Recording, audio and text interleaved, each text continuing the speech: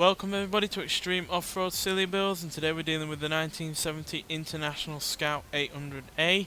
Now this has 1,356 horsepower, 1,021 pounds-feet of torque from a 7.5 litre twin-turbocharged V8 engine, and the car itself now weighs 2,834 pounds. It's got off-road tyres, off-road suspension, and now standard all-wheel drive.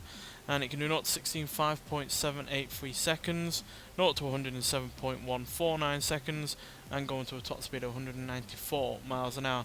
So yeah, older SUVs, though I haven't done all that many. One has been really rather quick, the early 70s Land Rover Range Rover. So yeah, I'm hoping that this car, being lower, slightly older, can do just as well as that car can, and hopefully beat some of the newer vehicles that are also off-road orientated, because obviously this is a lot smaller, a lot lighter than those vehicles, but he's obviously a lot older as well. So yeah, even though brake, suspension and the like have been upgraded, it's still dealing with far more power than it ever had originally. So yeah, well over 1,000 horsepower extra in fact. So yeah, it's got a lot going against it, but the fact that it doesn't weigh all that much means that it can, you know, use more of that power. Means it can brake later as well, as there's less momentum going along. So yeah, I am a little bit hopeful that this will be quick, so hopefully it won't let me down. Not expecting it to top the leaderboard, but it would be nice if we could get at least top 10,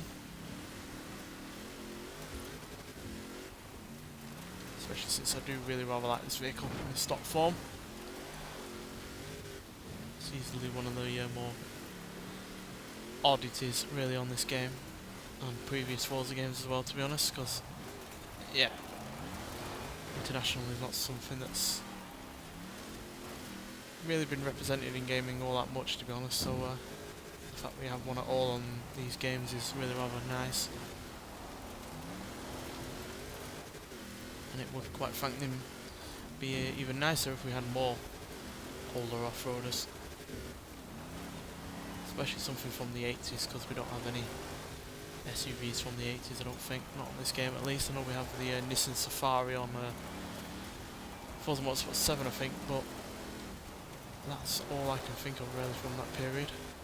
But this car's doing reasonably well.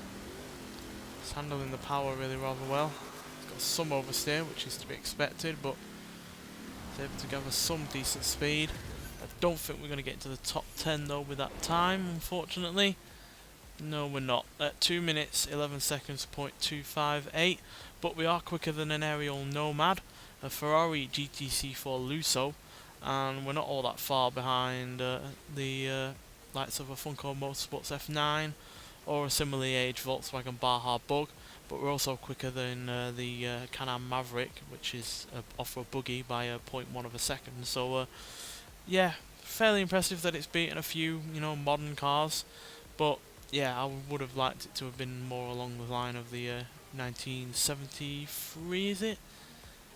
Yeah, 1973 Land Rover Range Rover, as that is obviously from a similar period as this, but obviously that was able to handle its extra power a lot better, and maybe it is a better off-roader in general. But yeah, this did a reasonable job. There was only really the oversteer that was any issue. Everything else was pretty much perfect, especially considering it's dealing with more than 1,000 horsepower than it had originally, from a much larger engine with turbocharging and yeah, higher ride height and less weight as well. So yeah, despite everything that it's got going against it, that was a fairly decent time, and yeah, just by the fact it was pretty stable is also a big bonus as well. So yeah, at least it wasn't a tricky vehicle to drive. But yeah, would have liked it to have been quicker, but it will be interesting to see what other 70s off-roaders can do in comparison to this, and also that Land Rover Range Rover, because obviously we've got the likes of the Ford Bronco and the Land Rover Series 3 to try out as well. So yeah, they will eventually get a go on this series as well, and yeah, we can see which is the best 70s off-roader when dealing with way more power than originally. Nonetheless, thanks for watching, and I'll see you in the next one. Bye.